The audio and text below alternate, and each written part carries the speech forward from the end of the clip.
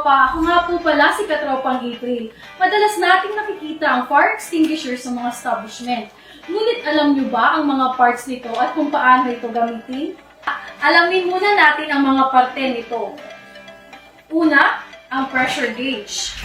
Ikalawa ay ang lever, ang pin, ang hose, at ang nozzle, at ang huli ay ang cylinder. At ngayon naman, alamin natin kung paano ito gamitin. Una ay alamin ang ligtas na ruta palabas ng bahay o establishment. Siguraduhin meron kang clear evacuation path at dapat ay marami kang exit options na malapit lamang dahil kapag hindi mo naapula ang apoy ay kailangan mong makalabas agad ng ligtas. Pangalawa ay stand back, face the fire and keep your back to the clear exit you earlier identified. Dapat ay between 6 and 8 feet away ka sa apoy habang naghahanda kang i-operate ang fire extinguisher. Pangatlo ay discharge the extinguisher. Mahirap makapag-isip ng maayos kung oras na mismo ng sunog o emergency.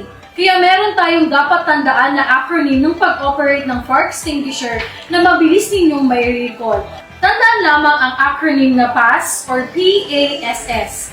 P is to pull the pin. A is to aim the nozzle sa base ng apoy. S, squeeze the lever para ma-discharge ang extinguishing agent. At S, sweep side to side.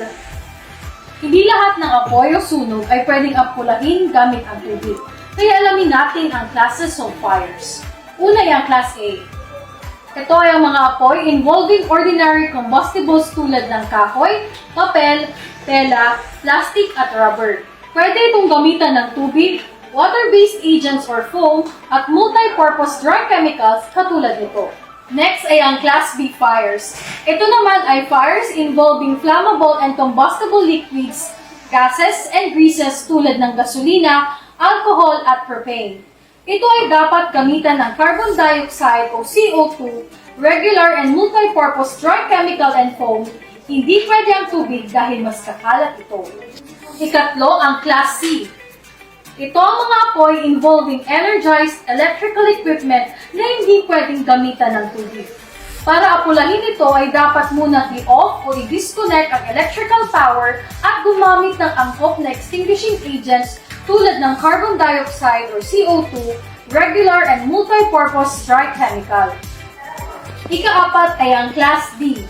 Ito naman ay fires involving combustible metals at alloys tulad ng magnesium, sodium, lithium, at potassium.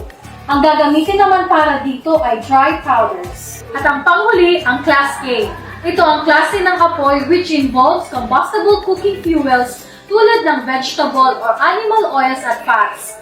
Its fuels are similar to Class B fuels, pero it involves high-temperature cooking oils, kaya meron itong special characteristics. Ito ay dapat na gamitan ng wet chemicals. Natandaan niyo ba? Very good! Sana ay may natutunan kayo. Paalam!